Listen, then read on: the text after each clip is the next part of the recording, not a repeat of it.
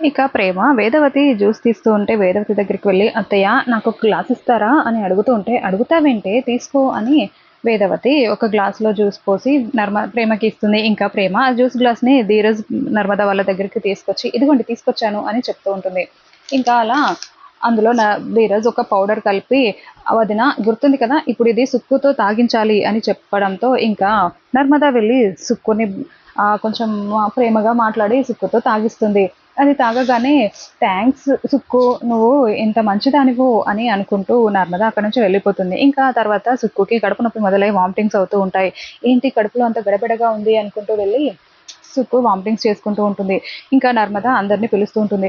"అయ్యయ్యో! సుక్కుకి వామిటింగ్స్ అవుతున్నాయి. అందరూ రండి, అందరూ రండి" అని పిలుస్తూ ఉంటుంది. "ఇప్పుడే డాక్టర్‌ని పిలుస్తాను" అని ధీరజ్ వెళ్ళి డాక్టర్‌కి ఫోన్ చేస్తున్నట్టుగా ఆ మెరుపు తీగని రప్పిస్తాడు. "అయ్యో! ఇదొచ్చిందేంటి" అని వల్లి, సుక్కు ఇద్దరు టెన్షన్ పడుతూ ఉంటారు. ఇంకా మా సుక్కుకి ఇలా వామిటింగ్స్ అవుతున్నాయి, తల కూడా తిరుగుతుందంట, ఉదయం నుంచి కడుపులో వికారంగా ఉందంట అని నర్మదా ప్రేమ చెప్తూ ఉంటే, అవునా అని ఇట్లా హ్యాండ్ పట్టుకొని చూసి స్టెతస్కోప్ పట్టుకొని చెక్ చేసి, డోంట్ వర్రీ, మీరు గుడ్ న్యూస్ వింటున్నారు. తను ప్రెగ్నెన్సీతో ఉంది. తను గర్భవతి అయింది అని చెప్తూ ఉంటుంది. "ఏయ్! ఏంటి ఏం మాట్లాడుతున్నావు? అసలు నువ్వు డాక్టర్‌వేనా?" అని సుక్కు చెయ్యి విదిలించుకొని అరుస్తూ ఉంటే, "అదేంటి సుక్కు అలా మాట్లాడుతున్నావు? మన వల్లి అక్కకి తనే కదా అబార్షన్ చేసింది. తను అంత మంచిగా చేసింది కాబట్టే కదా మన వల్లి అక్క ఇంత త్వరగా కోలుకుంది" అని చెప్తూ ఉంటే, అవును, నేను డాక్టర్‌ని, నన్నే ఇలా అంటావా? నేను ఎంబీబీఎస్ ఫ్రమ్ లండన్" అని తను ఏదేదో చెప్తూ ఉంటుంది. ఇంకా ఆ మాటలు విని, "ఏహే! డాక్టర్ కాదు, ఏమీ కాదు. నేనసలు గర్భవతినే కాదు" అని సుక్కు అంటూ ఉంటుంది. "డాక్టర్ అంత ఎక్స్‌పీరియన్స్ ఉన్న డాక్టర్ అలా చెప్తుంటే నువ్వు కాదంటావేంటి" అని నర్మదా, ప్రేమ నిలదీస్తూ ఉంటారు.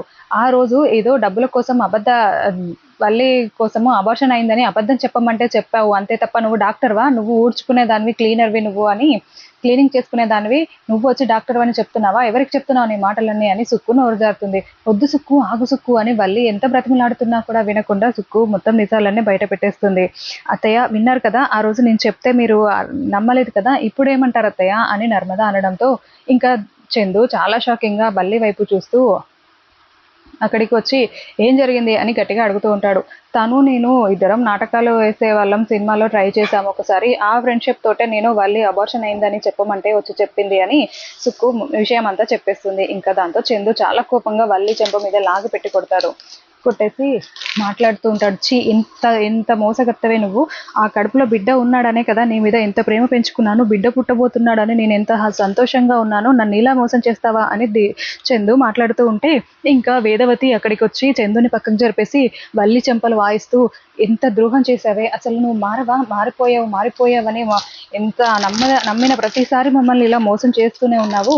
ఇంట్లో వాళ్ళు ఎవ్వరు వద్దన్నా కడుపులో ఉన్న బిడ్డ కోసమే, నా కూతురే తల్లి కాబోతుందన్న అంత సంతోషంగా చూసుకున్నాను నిన్ను. ఆ ఒక్క కారణం చేతే నిన్ను ఇంట్లోకి తీసుకొచ్చాను. నా బిడ్డ జీవితాన్ని తీసుకుని వెళ్ళి ఆ విశ్వ చేతిలో పణంగా పెట్టావు. దాని జీవితాన్ని నాశనం చేసావు. అది భయపడుతూనే బ్రతుకుతుంది. అయినా కూడా నిన్నెందుకు క్షమించానో తెలుసా?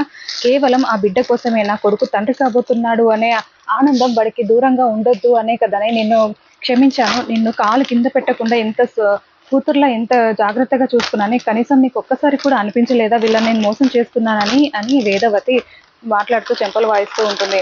ఇంకా వల్లి చాలా బాధపడుతూ ఏడుస్తూ, "అత్తయ్య ఒక్కసారి నేను చెప్పేది వినండి అత్తయ్య, నేను చెప్పేది వినండి అత్తయ్య" అని చెప్తున్నా కూడా వేదవతి చాలా కోప్పడుతూ ఉంటుంది.